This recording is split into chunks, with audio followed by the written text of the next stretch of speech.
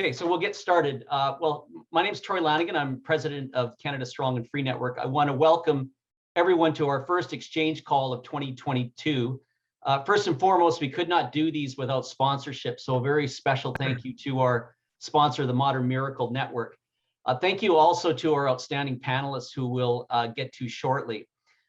Quickly before we get there, I did want to announce that the date of our national conference has been changed from the end of March. We didn't think we'd be able to conduct the event because of COVID, so we've moved it to May 5th to 7th. It'll be at the Shaw Center in Ottawa. And our regional conference this year will be for the first time ever in British Columbia. We'll be holding that September 30th to October 1st in Kelowna. So stay tuned to our website, and of course, we'll be sending out emails to everyone advising of the times and when early bird registration is up. A couple of quick housekeeping matters. First of all, we are going to let the chat function run today with the usual reminder that if objectionable comments or otherwise are posted, we will remove you from the call. The chat is for commentary and networking. If you have a question or want to raise a question, please put it in the Q&A box, which is at the bottom of your screen. Our moderator, Brian, will look only in the Q&A box during the discussion to check for questions as we go. Second, if you have any suggestions on future topics, please connect through our website, or you can email me directly at troy@canadastrongandfree.network. I'll ask Zoe to put that email into the chat. We're expecting a decision from the BC Court of Appeal, RE. The Cambie Clinic case could come down any day now, and if it does, we're planning to have a call next month on that case and on healthcare reform. Finally, this Zoom call will be recorded and we post it to our website and to our social media channels, YouTube and the like, within about 2 hours after this call. So, as you know, we like to welcome different folks to moderate our exchange calls. And this month, I'm pleased to welcome, for the first time, Brian Passafume, a long time with Sun Media, but now with the Parliamentary Bureau of the National Post. So, Brian, we welcome you. But first, public service announcement. When we put this notice out on the topic of Afghanistan, Todd contacted me. Dawn worked previously with the Manning Center to share what's an outstanding project that she's involved with called the Afghanistan Youth Leaders Assembly. And I felt immediately that it was something that I wanted to share with everybody, with all of you. So I'm going to turn it over to Dawn, and I think we're also joined by Batol, who's joining us from Pakistan, involved with this initiative as well. Thank you so much for joining us, Batol. It's very much appreciated. So Dawn and Batol are going to speak for just a couple of minutes to start us off. And then Brian will pick us up on the other side of that to have our discussion today. Again, thank you, everyone. And with that, I'll turn it over to you first, Dawn. Thanks for joining us. Okay, thank you so much, Troy. And thank you, everyone else, all the panelists, everyone on the call today. I'm very happy to be here. My name is Dawn Todd, and I have been working as a volunteer with an organization for 3 months. It's called the Afghanistan Youth Leaders Assembly, or AYLA, AYLA for short. It's a volunteer-led organization that provides online educational courses in languages and STEM subjects, science, technology, engineering, and math subjects, to university-age women in Afghanistan. So we are working in a virtual space. We've created an electronic classroom to gather, to continue learning and education, despite the dangerous realities of their physical space. The women are keen to learn and to share their knowledge with each other, and they support each other in their learning. They want to do something to overcome the challenges posed by the Taliban in preventing them from engaging and participating in the public sphere. My lectures focus on grammar and vocabulary, but they're also injected with inspirational moments like practicing mindfulness, concepts of pluralism and democracy, notable historical female figures, and essays and speeches. We value and emphasize respect and kindness when we interact with each other. And the women, they're connecting from locations all across Afghanistan, across the language backgrounds and regional groups, and they're unified in, first and foremost, as women supporting each other and learning together. They're highly sophisticated, highly intelligent women, 18 to 25 years old, and their current situation feels untenable. And while the online classroom is currently providing emotional support and connection in the group, it's also ensuring some continuity in their education. If, hopefully when, the situation improves, there is a group of educated women ready to respond and resume their place in civil society. AILA needs to fundraise to continue to provide internet packages to the students. It costs approximately $1,000 a month to fund 150 female Afghan students. I would also like to recruit more Canadians, especially professional women, to teach subjects like STEM and languages, and to connect with the young women as professional mentors. We have architects, lawyers, doctors, geologists, medical professionals, again, very intelligent, very sophisticated women. I'm facilitating and providing intellectual stimulation and emotional support to these women. I'm a consistent face in a recognizable space during a very difficult and tumultuous time. These classes are a window of hope in their lives, and I would like to keep this positive initiative moving forward and build on the work already done, lending some support from Canada. Thank you.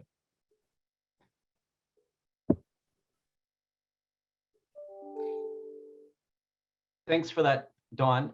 I'm going to ask Zoe to put a link so that there's more information for anyone that's interested in following up and supporting this initiative. Okay, so thank you again, Dawn, for that work, and to Patol for your work as well. Okay, Brian, we'll turn it over to you now so that we can get to our discussion at hand. All right, thank you very much, Troy. Thank you very much for having me on. It's an awesome pleasure. It's an honor. Thank you so much, and it's an honor to be a part of this esteemed panel here. Now, I think it really is trivial to condense the history of what Afghanistan has gone through over the years and the centuries down to such a small thing. But let's talk about what happened in August.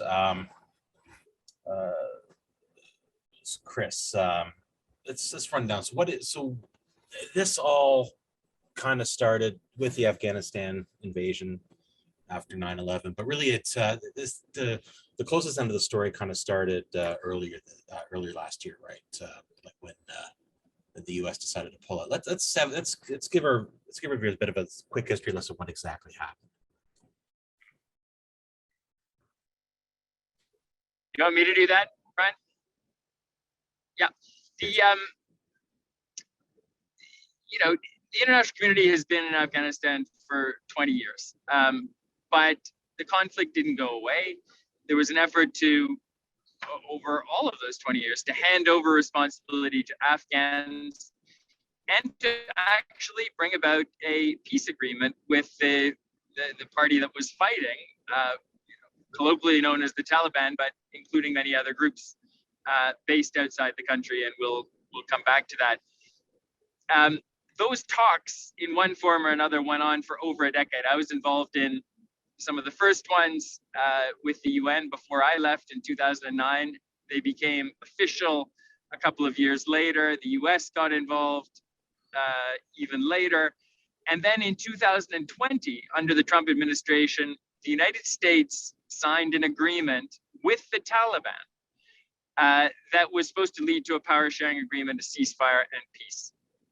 And to be clear, that agreement left the elected Afghan government that we had all been supporting out of the picture. They were not parties to that agreement, and the US was supposed to achieve enough progress with the Taliban that they would then facilitate talks between the Taliban and the government that would result in a ceasefire and peace. Eventually, Taliban Afghan government talks did start, but the Taliban never stopped fighting. And when Joe Biden became president early last year, the Taliban basically, and he decided to keep the 2020 agreement rather than discarding it, which many of us think was a mistake. The Taliban basically decided they didn't have to give up anything more politically. They could just fight and take over the whole country. and they had the full backing of a major state, namely the Islamic Republic of Pakistan, their sponsors from the beginning to do that. So they started fighting in the spring on a national scale, invading, taking over, and by August 15th, as you were saying, Brian, Kabul had fallen. And the Canada's role in this conflict, Colonel Tallion, it began shortly after 9/11, around the end of that year, and officially ran until March 2014. What can you give us a quick rundown? What exactly was Canada's mission there, and was that mission accomplished?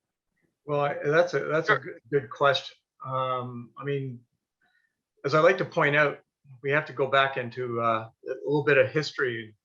The issue of Clausewitz, and when I talk to students about this, I said the first and supreme and most far-reaching act of judgment that statesmen and commanders have to make is to establish what kind of war they're getting into and embarking upon. And so, first and foremost, I think in 2001, when it happened, and we deployed some of our special forces by October, it was basically to assist the Americans. And there are three things that the Americans dominated on. First and foremost, taking down the Taliban, change of government, and then, of course, hunting down Osama bin Laden. We subsequently sent a battle group of approximately 1,000 plus from the 3rd Battalion, Princess Patricia's Canadian Light Infantry, to conduct operations, subsequent operations, along with the Americans, basically to secure the border. And as Chris has noted time and time again, and rightly so, that border was porous.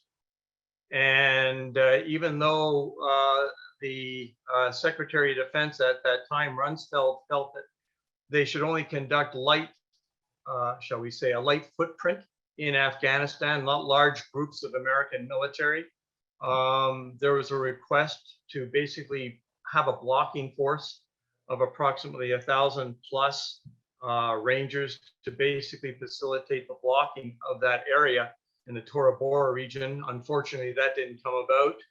And so Osama bin Laden and a group of his basically escaped and evaded the Allies. We subsequently brought a tasking, received a tasking to go to Kandahar, which we basically put a battle group in.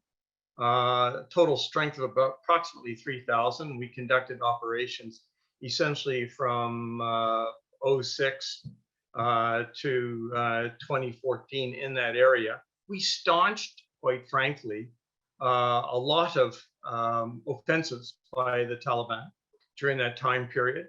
But again, could we provide the security requisite with the small numbers that we had for that period of time? I think what we did was we gave a breathing space to the government to facilitate a development of their capabilities to essentially, in the end, basically take over the 3D approach that we basically had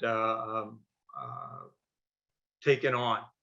So I think from a military point of view, we gave time, we sacrificed. There is no doubt. We lost 158 casualties, a number of civilians plus 2,000 wounded. And I would expect now, when we considered we had 40,000 people go through that conflict, we probably have another 10, maybe possibly 15% with post-traumatic stress disorder. So I think we sacrificed, we gave time, we staunched a number of offensives, but each time we knew that the Afghan Taliban were adamant, and they had the time, and they were going to be very, very careful on how to use their personnel to conduct their operations in our region. So there's a very interesting aspect to this, is that no matter what you do in a counterinsurgency, if you have a porous border, you're going to fail.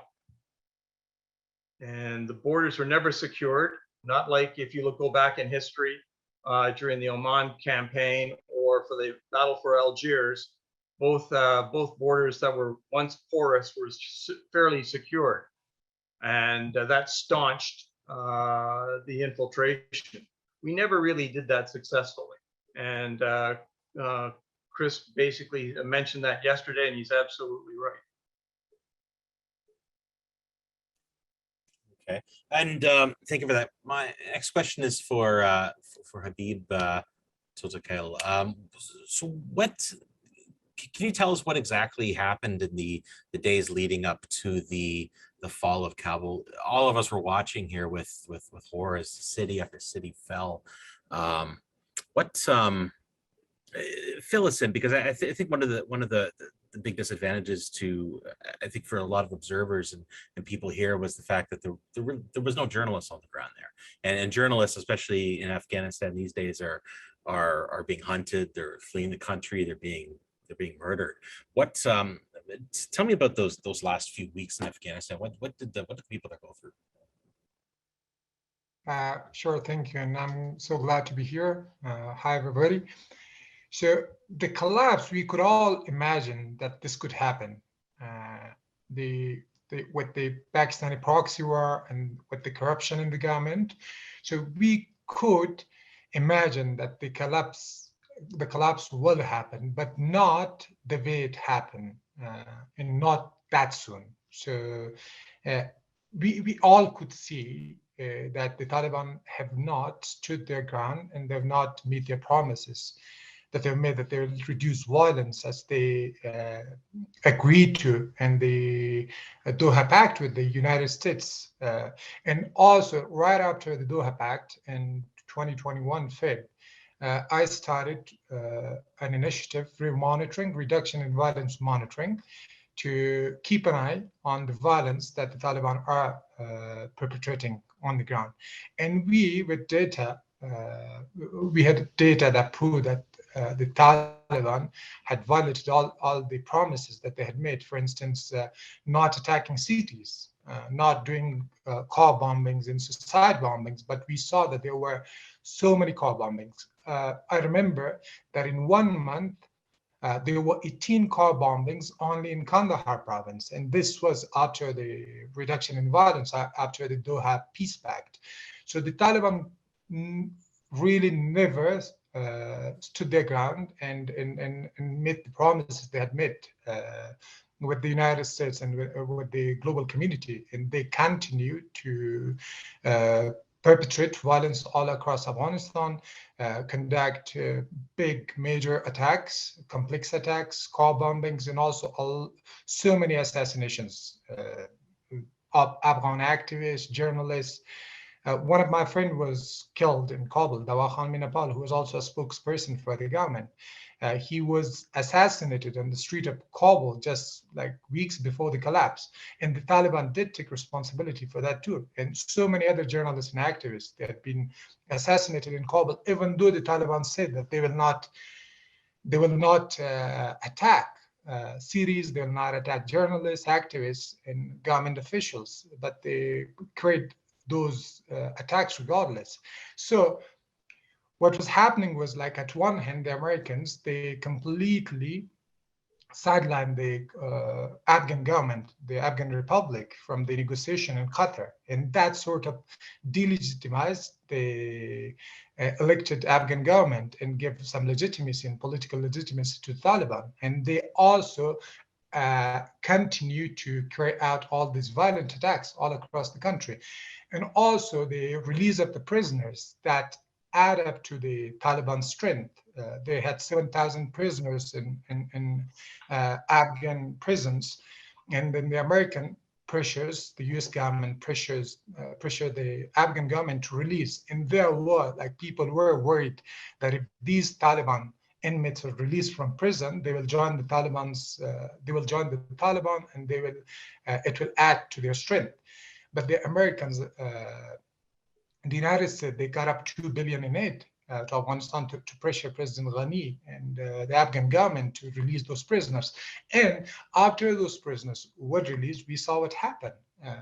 most of the commanders who were leading the surge, who were leading the Taliban attacks on the major cities, they were former inmates, they were former prisoners that were released just ahead of the collapse. And also, I would want to add up that when we talk, especially like we see the Westerners, when they talk about Afghanistan, they see the Afghan conflict beginning from 9/11 or up to 2001, but that's not true. There was conflict in Afghanistan long before the Soviets, long before the American invasion. The Pakistani military establishment, they started their proxy war in Afghanistan during back then President Daud Khan. That was before the Soviets. That was even before the communist government came to power in Afghanistan. So the Pakistani element of the Afghan conflict has always been ignored, mostly by the United States and also other Western allies. They've always turned a blind eye to Pakistani involvement. We saw I've been journalist covering Afghanistan since 2007, and I've been to all provinces of Afghanistan. I've embedded with the US forces, with the Afghan forces, even with the Taliban. I had stayed 9 days for 9 days with the Taliban. I was embedding with them to see like what's happening at the other side of the conflict. It was so clear that the Taliban were receiving this cross-border support in terms of treatment, in terms of equipment, in terms of political support too. And whenever the Americans, especially right after the 2011 surges, that the Americans dispatched a lot more troops to Afghanistan, they conducted this operation in Marja, for instance, that was the famous one, and they also did some operation on the Durand line. But what the Taliban would do, they would just cross the border, go to Pakistan, stay with their families, and as the Americans were out from those areas, they would come back. So there was no point of doing any operation if the border, if there was no control on the cross-border activities. And the Americans knew that. I don't think the United States didn't know that the Taliban are coming all from there. But we all know that for the United States, and Joe Biden has said this over and over again, that for the United States, Pakistan is a lot more important than Afghanistan. So for that reason, they just decide to turn a blind eye to Pakistan and not do anything about Pakistan. When we have a very strong state, a very strong military, Pakistan is actually a military establishment and a military corporation, and they are constantly supporting an insurgency in Afghanistan. It was not, this was not inevitable. It had to come, like the collapse was supposed to take place, unless there were actions taken against Pakistan. And also the Doha Pact, it had not, it deliberately delegitimized the Afghan government and give legitimacy to the Taliban. And you mentioned this, and I kind of want to bring this up to anybody who wants to answer it. A lot has been mentioned about Pakistan's role in this. Why hasn't more attention been paid to that? Why isn't Pakistan's role in this being, I guess, talked about more? Whoever wants to answer that, feel free to chime in. Because they. Oh, there we go. Yeah, go ahead, Habib Khan. I just wanted to add a very small comment that Pakistan has a very strong lobby, and DC, and also in the other Western countries, in the United Kingdom, and they've been very successful to change the narrative and say that, well, this is an internal Afghan problem, it's not Pakistan. So they've really done a good job, their lobbyists, to change the narrative and promote what they want instead of the actual facts that are happening on the ground. Thank you, Chris. Before Chris answers, I just want to say that we are getting some questions and answers coming in from the audience, and we will be getting to those in a minute. If anybody has a question they want to ask the panel, feel free to type it in the Q&A. I just wanted to quickly toss that in before for Chris answers. So go ahead, Chris. Sure. Well, Habib Khan is absolutely right. They lobby furiously, and they've been doing this for decades in Washington and London and elsewhere to get their side of the story out and to kill the real story, which is about their support for the Taliban and these other terrorist proxy groups. But on top of that, let's keep in mind that this is a covert operation that's been going on. This is not Pakistan out in military bases publicly training the Taliban. This is their clandestine inter-services intelligence agency and other bodies of the Pakistani government doing this on the QT, doing it in remote parts of Pakistan where journalists and parliamentarians and human rights activists are unable to go. And then thirdly, let's look at the scope for doing real journalism in Pakistan or in Afghanistan today, which is now essentially an occupied territory of Pakistan. In the last year, I think the International Union or Council for Journalists measures how many journalists have been killed in the world every year, and it goes up and down. It's a dangerous profession, probably more so in the last couple of decades. A quarter of those killed in the last year were in either Pakistan or Afghanistan, and that is partly because one of the missions of the covert or organizations supporting the Taliban is to make sure that independent journalism does not happen, that the story of their training, of their support, of their sponsorship is not told. And I can, Habib Khan and I could name dozens of journalists who've been intimidated, threatened, beaten by agents of the Pakistani state as they have tried to tell this story. It's a very hard thing to do.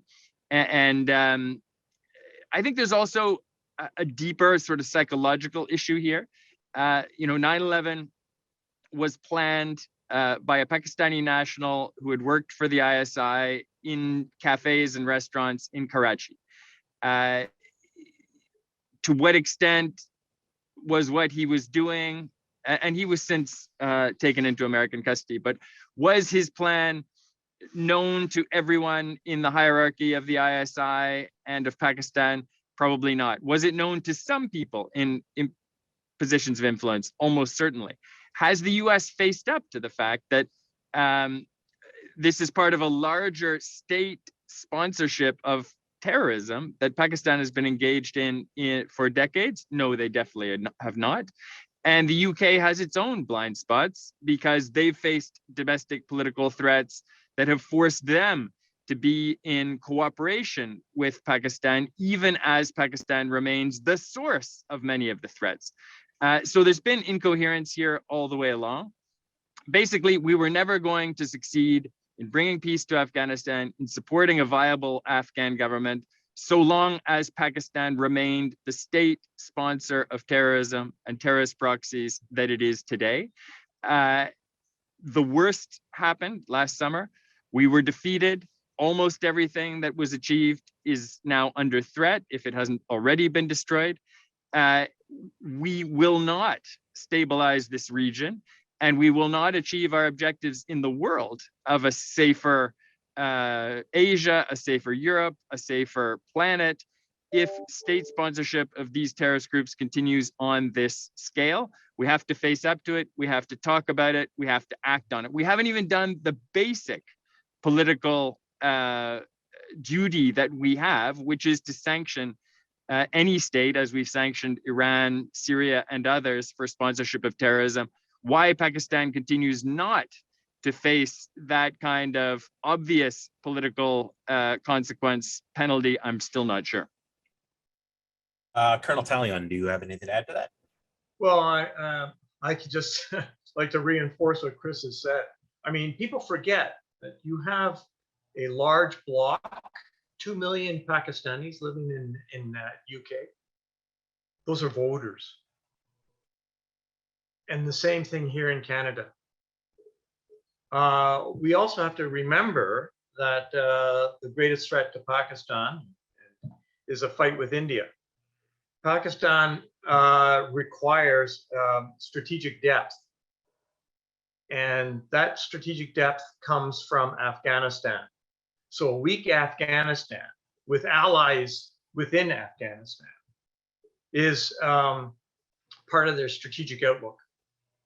And so that's just a reality. And it's unfortunate, quite frankly, that not only our politicians and military people did not basically be mobilized by this to in part at least address it.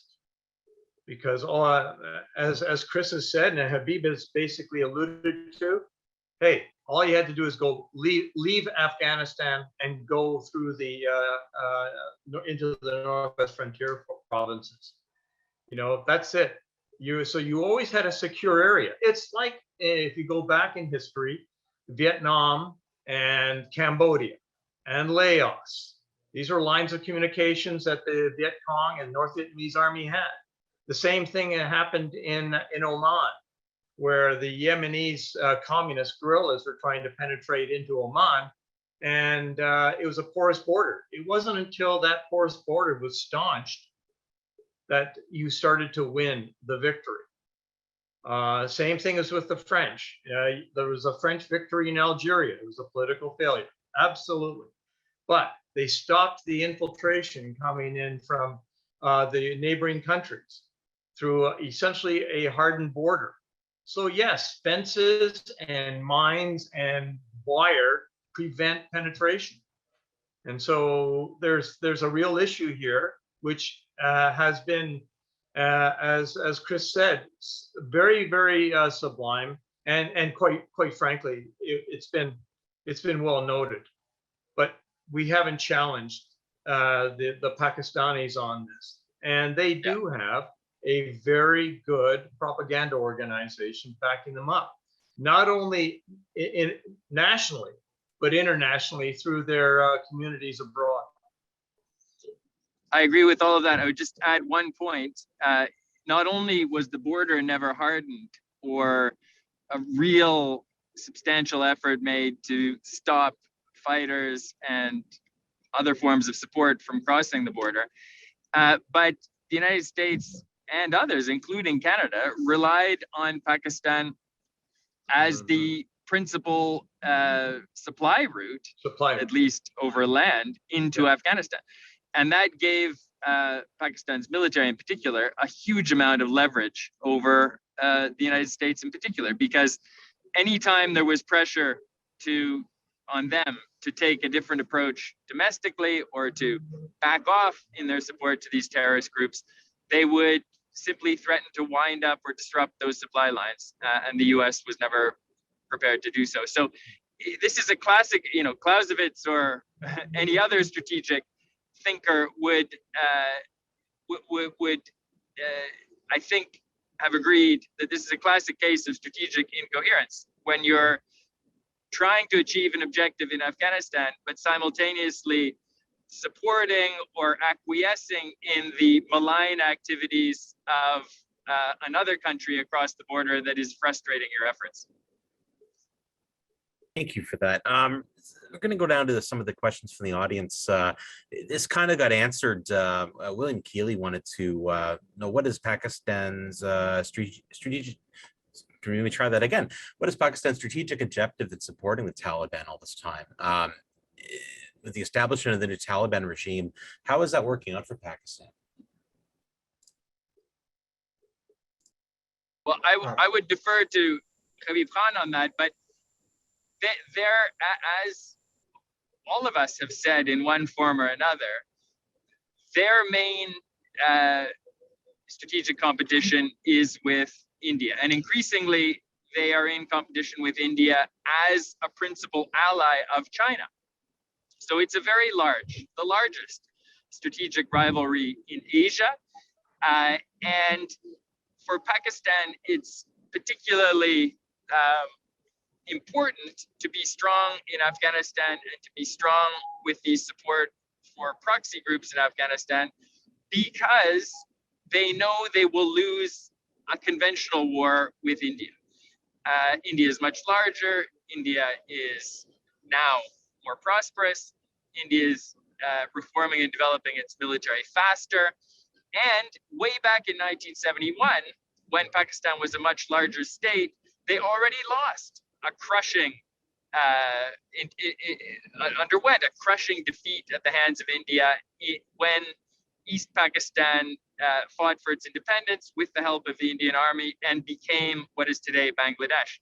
So you can argue that ever since 1971, Pakistan has been de-emphasizing the potential of a conventional conflict with India and putting all of its eggs into this basket of proxy war, fomenting extremism, building up the terrorist groups that have become infamous, to use them as a weapon in the region, not just in Afghanistan, in Kashmir and many other countries, but principally in Afghanistan, and if possible, to achieve control of Afghanistan through those groups, which they did from 1996 to 2001 until 9/11, and which they have now done again starting last summer. Habib Khan, do you have some of that? Yeah, sure. I would like to add after that. As Chris said, the Pakistanis, they lost their wars with India. So the ISAT thought that the best way to get back on them is this proxy in Islam, militant Islam, and training all these different Islamic militant group like LET, Lashkari Jangawi, the Taliban, SSP, and ETIM, IMU. Like, there were more than 10,000 Central Asian fighters in Waziristan. Like, they were very closely tied with the Pakistani spy agency. And I would say that the Pakistani strategic objective, it does not limit to Afghanistan. It goes beyond Afghanistan. It goes to Central Asia. And for that very reason, they were having all these Central Asian, the Chechens, the Uzbeks, the Tajik militants in Waziristan. They've been training them, and they are now sending them. They are now on the north borders of Afghanistan. So within the Pakistani military, they have this expansionist ideology that they see themselves as the descendants of the Mongol Empire, and also that they see that they are the superpower Muslim country, and they have nukes, so Pakistan should be the leader of the Islamic world, and all the Islamic world somehow should be under Pakistani's influence. And this Pakistani proxy war, it's not going to stop in Afghanistan. It will obviously go to Central Asia. It will also like spread over to the rest of the Muslim world.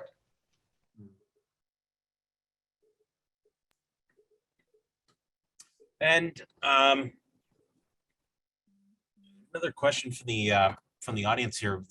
Lori Hahn brings up an interesting point. With what role do you think China have play in this? Do you think that they could become dependent on China with the conflicts with India? Do you think that this is kind of a part of a larger political power play in the region? Whoever would like to answer that, feel free to. Yes, I think this is important for China. Having U.S. forces based in Afghanistan and a larger NATO presence, which is a country that borders China, even though that part of the border is very, very small for both countries, was a strategic problem for China. They did not like it. They wanted it to end. They liked the Afghanization of security in Afghanistan, the drawdown of troops, and the increased support, the increased reliance on an Afghan government to provide security rather than NATO troops, principally US troops. But they like the departure of NATO and the United States even more. They like the humiliation of the United States and the loss of credibility that went with last summer's events even more. Because let's be honest, there was not a security guarantee by the US or anyone else ever given to Afghanistan. It's not like the situation with NATO or US strategic relationships and alliances in Asia, whereby if those countries are attacked, the US is at war with their aggressors. Afghanistan was never in that position. But the US, under UN resolutions and under the impetus of its own Congress, successive US presidents, was committed to safeguarding a legacy of achievement in Afghanistan, and they failed to do so.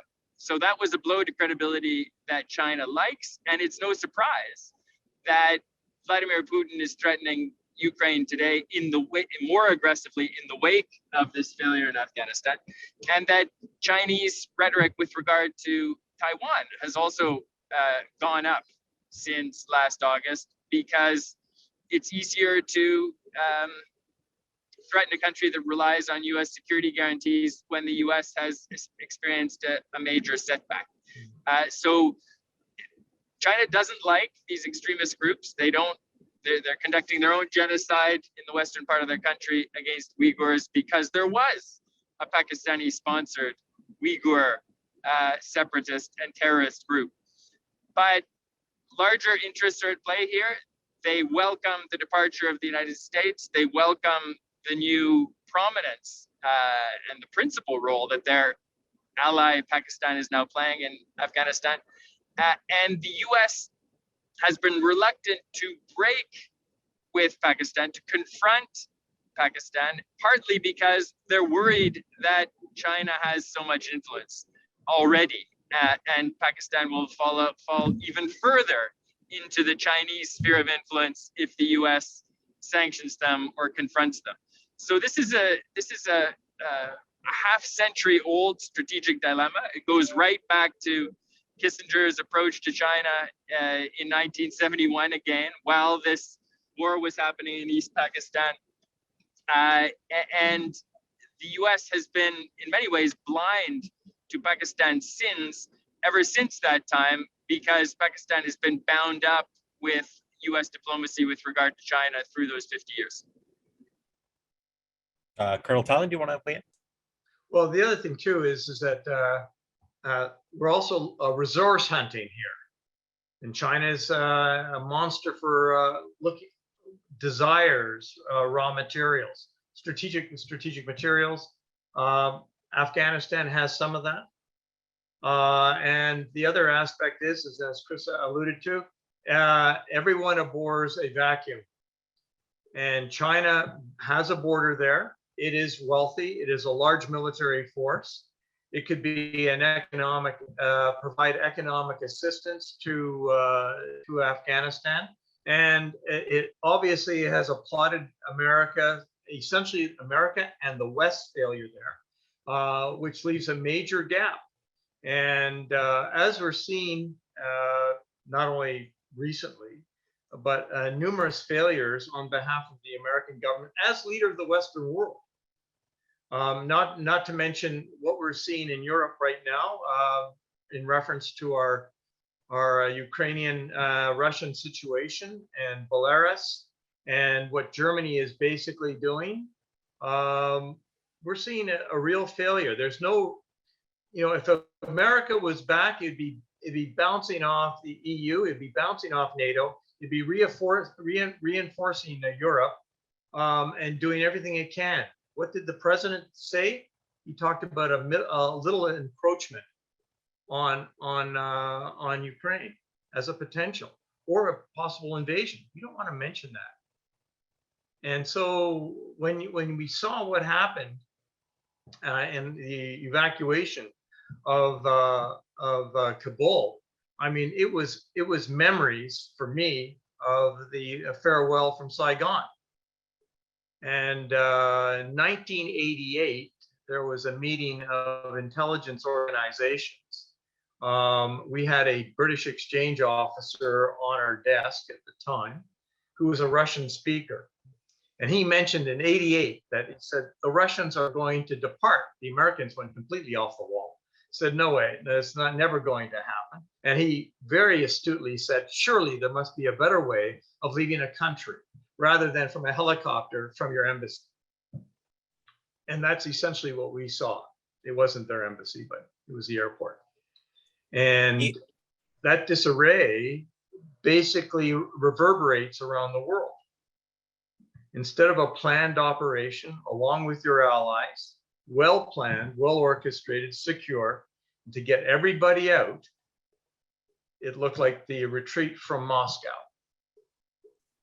And you mentioned the fall of Saigon, and there was a lot of parallels. I remember there was a rather famous press photo of I think it was a Chinook helicopter, taking people off the U.S. embassy in Kabul, and the obvious parallels between the two. Do you think that the end of the Afghanistan mission, or I guess the fall of Kabul will resonate in society the same way that the fall of Saigon did when it comes to not only foreign policy but also military actions in other countries? I think so. I think it reflects poorly on essentially the governments involved, particularly the Americans. It reflects poorly on governments that were involved during that time period. Was there a lack of notification, a lack of coordinated planning? I would highly suspect so. I was not there, but it struck me that it wasn't well planned. An evacuation of that size is highly complex, and it takes a lot of planning, a lot of coordination to undertake that in a secure environment. And that wasn't really exhibited during that time period. Anybody else want to weigh in on that question? Yeah, oh, sorry. There are parallels. Yeah, go ahead, Habib. Go ahead, Habib. So I wanted to add up a comment on the China, a small comment. China, at first in Afghanistan, were always very closely coordinated with Pakistan. And China was Pakistan's partner in the region, and there is a lot of Chinese investment ongoing in Pakistan too. So the Chinese they were bothered by the American presence just in their neighborhood, and as well as the Chinese are, as somebody mentioned before, were interested at the under-earth reserves of Afghanistan. So I remember reporting on this copper mine, which is the biggest copper mine in the world, in Logar, that was contracted to a Chinese company for $3 billion. And 2000s, I don't know if it was 2007 or 2008, those years. And then the Chinese back then, they promised to deliver 60,000 jobs, connect Logar, Kabul with China through a railroad, but they never did that. They just sat on the copper mine for like more than a decade, and they didn't do nothing there. And now, since the Taliban have come to power, they've started talking about actually starting extraction work on the mine. So the Chinese want to do the same with Afghan under-earth reserves as they did in Africa. So that's China's interest in Afghanistan. And they're not really willing to give any money or sponsor the Taliban or fund the Taliban government.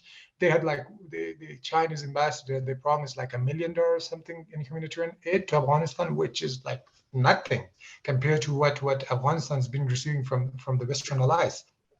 And also on the withdrawal, I think the withdrawal could have been done much better. There was a way to prevent this whole chaos from happening. The Americans, the US military could have done a better job there. I was in the middle of it. I stayed for 2 nights at the airport, and I saw everything there. So it was a complete mess, and it could have been prevented. It could have been much better. And now a lot of people have been abandoned in Afghanistan, especially from the security sector. A lot of Afghan NDS, the former intelligence people, a lot of Afghan special forces and commandos, they hold these grudges against the United States, and most of them are going to join Islamic State. And I know as a fact that most of the attacks that are carried out in Kabul in particular, and in Nangarhar, they are carried out against the Taliban by former security forces that have felt abandoned.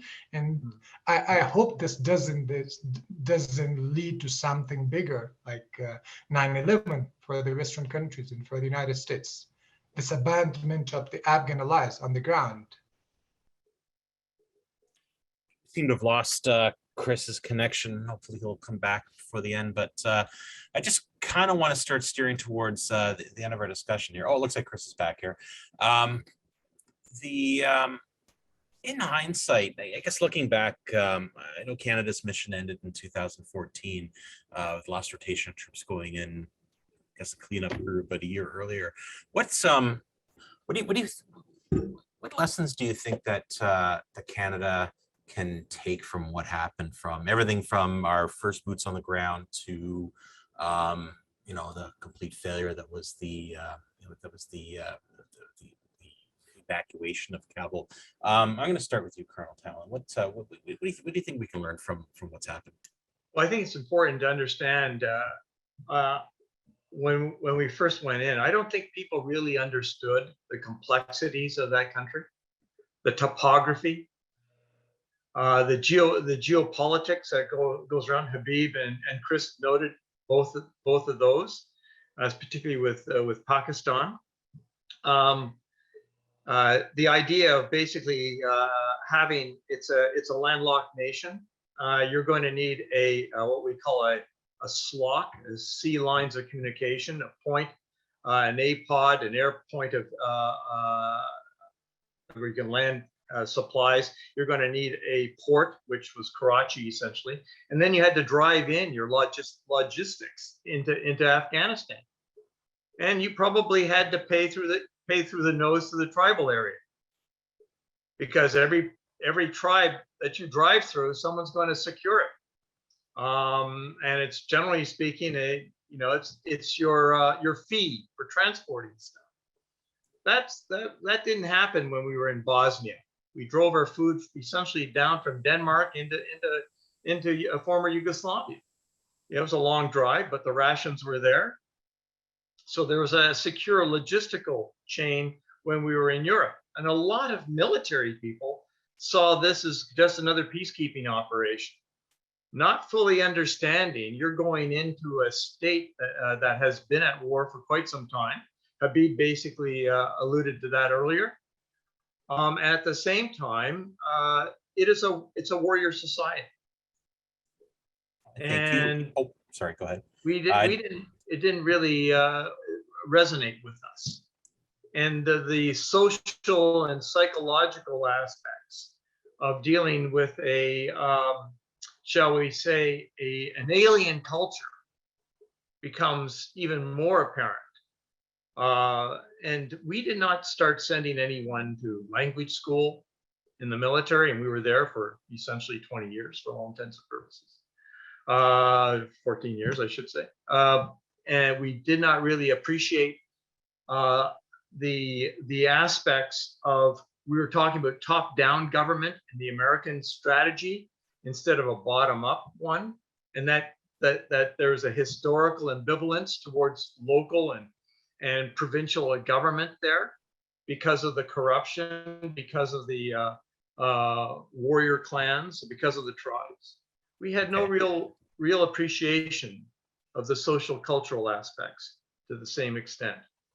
And that to me is a lesson that we have to take on board before we start entering. And we have to understand, what is our strategy? But more importantly, how do we get out? Okay, thank you very much. Chris, we're just running a little short on time. I'm going to go to Chris and then Habib. Just a couple minutes here. What do you think Canada can learn from experiences here?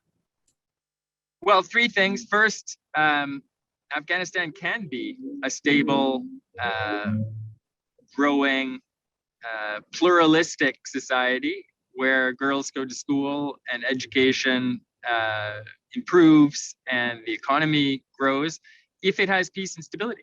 And almost any country in the world that is still in the throes of conflict can be much better off if the conflict ends as it did, or at least was reduced over those 20 years. Secondly, we have to start thinking about what will bring peace to Afghanistan and other countries, because we fought 2 world wars in Europe. The big challenges today, apart from Putin's threatened invasion of Ukraine, are not in Europe. They're in other parts of the world, Asia, Africa, and elsewhere.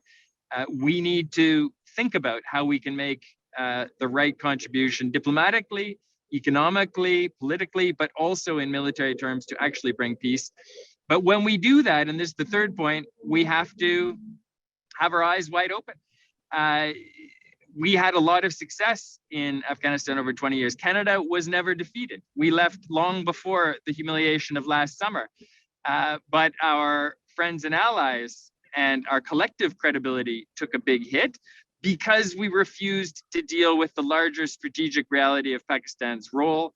You can't ignore these larger issues. Pakistan, Iran, Russia, and China are they're all non-democracies. They are responsible for most of the threats to international peace and security in today's world. We need to confront those. Hope and denial are not a strategy. All right, thank you very much. Habib, last words? Yeah, I have three suggestions. For Canadians, on Canadians' previous engagement in Afghanistan, I would say that I've never met a single Canadian who could speak Pashto. But there are tons of Chinese who can speak Pashto right now. Like the Chinese Radio International, there are like so many Chinese that speak fluent Pashto. So that's on the previous Canadian engagement in Afghanistan.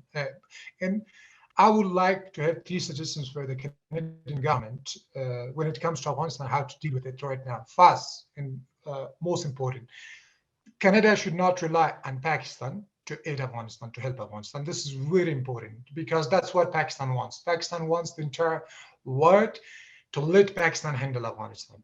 And the Canadians, there was a phone call between a Canadian minister and the Pakistani Foreign Minister Qureshi, and talking about like managing support. That shouldn't happen because Pakistan is responsible for creating this mess in Afghanistan. So they should not be relied on to manage this crisis in Afghanistan. And secondly, I think there should be strong stance from the Canadian government and from the rest of the Western governments to condemn the promotion, the sponsoring of terror and militant Islam by Pakistani state and Pakistani military establishment. And also continue to help Afghanistan in terms of like capacity building, the women empowerment, and but not involving Pakistan. Thank you very much for everybody on the panel today. It was a fascinating discussion. This hour breezed by. We could probably do another 2, and I don't think we'd miss a beat. I'm going to throw it back to Troy. Thank you very much for letting me host. Thank you very much for taking part, and thank you very much for listening. Thank you, Brian, and to our panelists for an excellent discussion, and for everyone that joined the discussion today. Again, just a reminder, this exchange call will be posted to our website, to our YouTube page inside the next couple of hours. Also, again, a special thank you to our sponsor, the Modern Miracle Network. We are the Canada Strong and Free Network. If you appreciate the work, value the work that we are doing, please consider a donation. Zoe will drop that link into the chat. Thank you again, everyone, for joining, and we will see you next month. Bye for now.